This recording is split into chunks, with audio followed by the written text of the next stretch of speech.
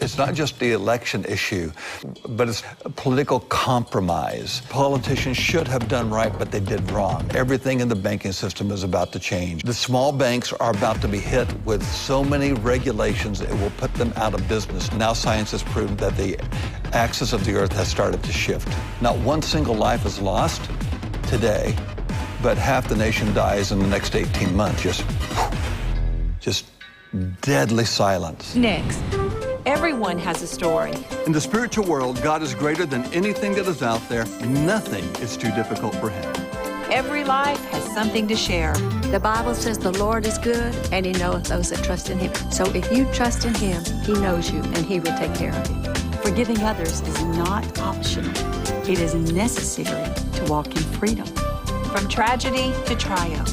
Your memories will always be of the adventure, not the arrival. So savor the ride. This is real talk about real topics that will change your life. Remember, no matter what you're going through, God is always there for you. So grab a seat and join the conversation. This is Joni Table Talk.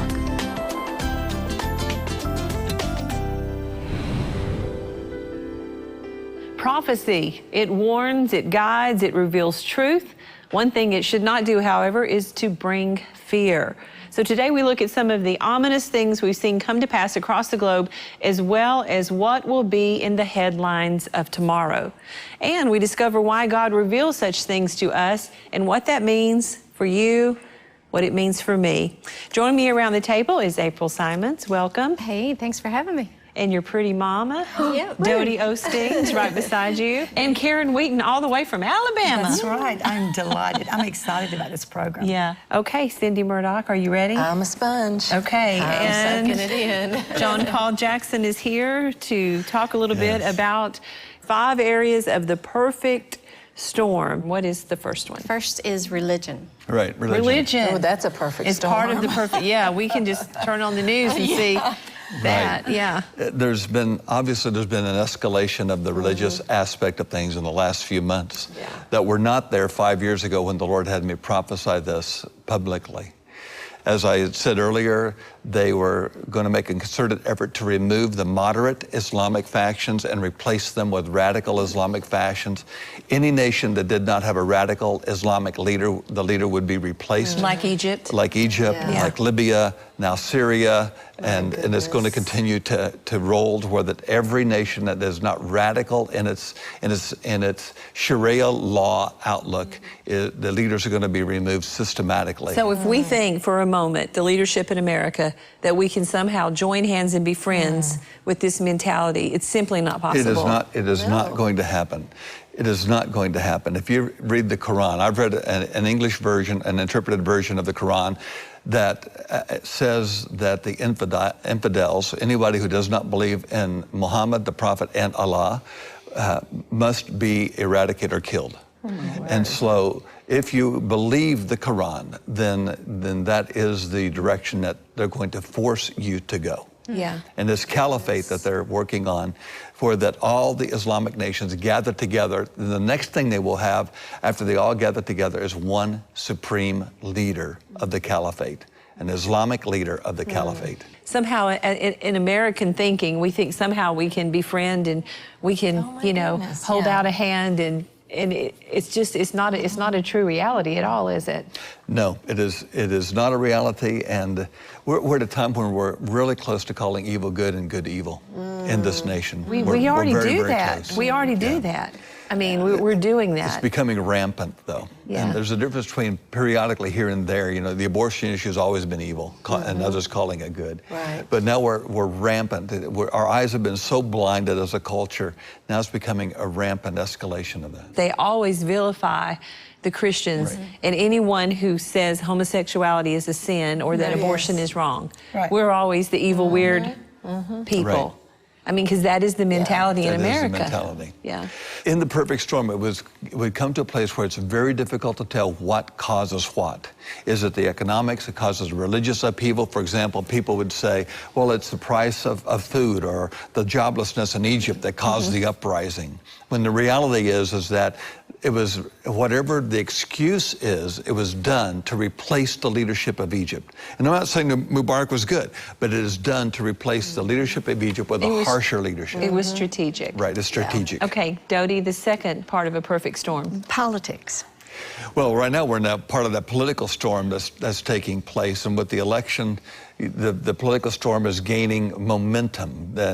But it's not just the election issue. The whole perfect storm had to do with political compromise, where there was politicians should have done right, but they did wrong. There was intrigue behind the scenes. There were deals that were being cut. We just saw the UN ambassador not attend the speech of Netanyahu at the United Nations. How can the UN ambassador not attend the speech of our closest ally in the Middle East? Messages are being sent in subtle ways, and the whole political system has become corrupt. It is a political system, not a system of leaders anymore. My goodness. So when people talk about the Illuminati, do you believe that exists in America and around the world? I don't know if whether I'd call it the Illuminati, but I believe that there are a large group of men who think they can control the world. Absolutely. Okay. Absolutely. Wow. It's too bad. Karen, the third perfect part of the storm. What about war? Well, again, you don't know whether war causes economic issues or the religious issues, or whether religious issues and economic issues cause the war. They're becoming intermingled. But you're going to see the escalation of war. We've seen the escalation of war spread from Egypt to Libya to Syria. You'll see that spread on to Jordan. You'll even see it spread to Saudi Arabia before it's all said and done. Things will change there. But you'll see Turkey start to rise up and flex its muscles. You're going to see Russia, that I've said for years, is going to start to rise up and flex its muscles. It is doing that right now.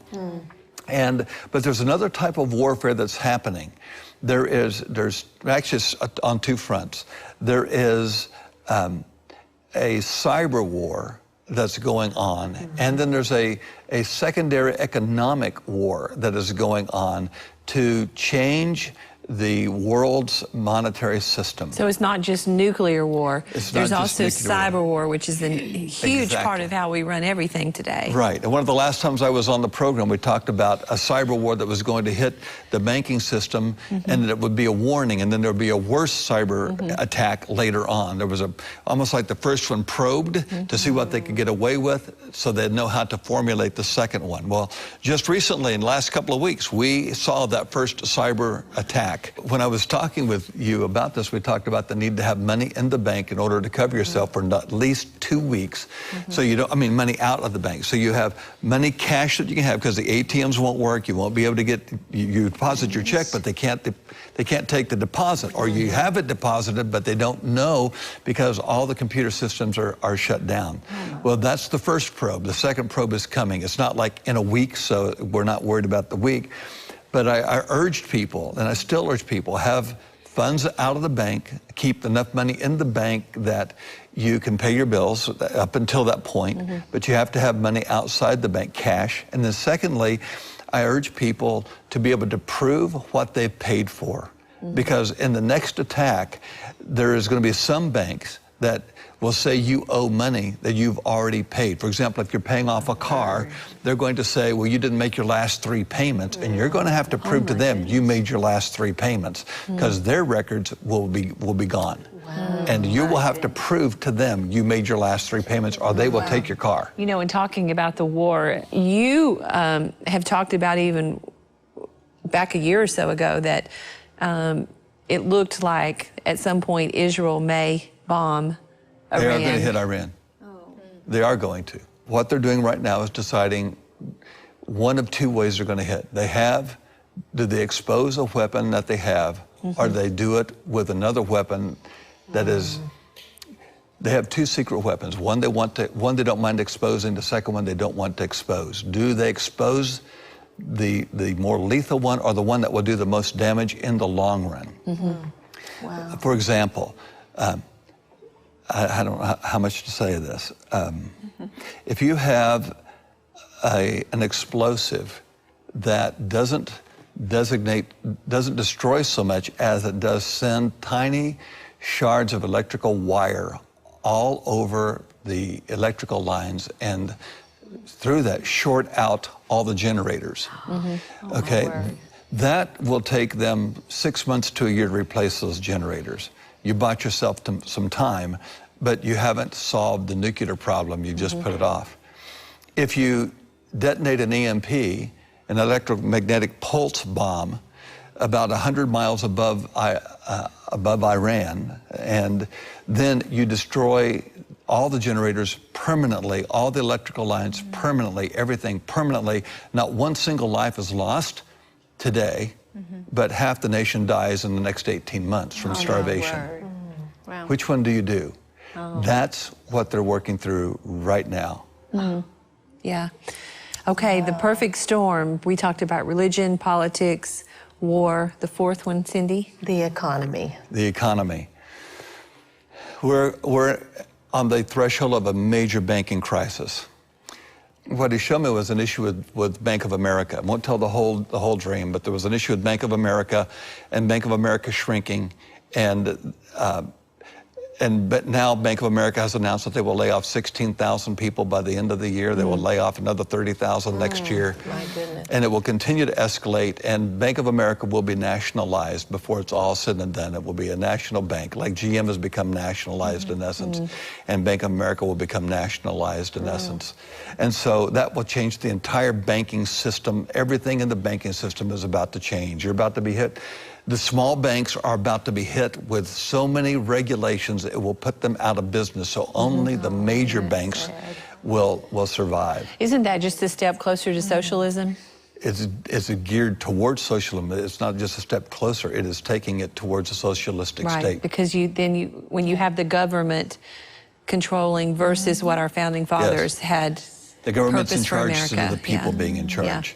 Geophysical events, the earth is groaning. The earth is groaning. One of the headlines the Lord showed me is that the North Pole will soon be found in North Russia. And that there is such a move of the magnetic North Pole. The North Pole will soon be found in North Russia. And that will create a whole set of dynamics over who controls what and what airplanes can fly where. I've been saying this for years, and so it's not like I'm saying it right now, but now science has proven that the axis of the earth has started to shift for the first time in millennia. The Lord showed you something specifically about the Mississippi River. Yes, I saw a headline that said, "The Great Divide and the New Normal on the Mississippi River." And though you won't be able to get up and down the Mississippi River, he showed me two things. One, that the Mississippi River shipping would not be able to go up and down because of drought, which that happened just in this summer. They had to shut down shipping on the Mississippi. But then he said the greater issue is the Great Divide. The greater issue is the Great Divide, and the new normal on the Mississippi will be that because of an earthquake that happens, they will only be able to go so far up and down the Mississippi. They won't be able to go all the way from north to south on the Mississippi after that. Well, you don't want to go anywhere. When we come back, John Paul is going to share some additional future headlines the Lord has revealed to him, so stay right there.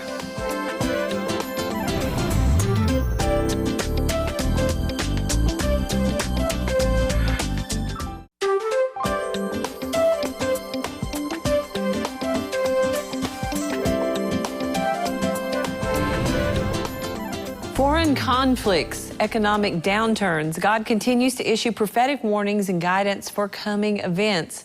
So what does tomorrow's headlines hold, and what is God saying through them? Talk a little bit about how the Lord uses headlines to speak to you. It's just something gone on for a while now, hasn't it? It has. It's gone on for like you're reading a newspaper. Actually, decades it's gone on for. Okay. Wow. And I don't talk a lot about that. But the Lord's releasing me to talk more and more about that. And today we're going to be talking about some of the headlines. But I will literally see a newspaper come swirling to me out of the background. It's far, far away. And then it comes to me, and it'll turn up on its side. So I see like the top half of the newspaper. And I read the headline that's on the top half of the newspaper. That's interesting.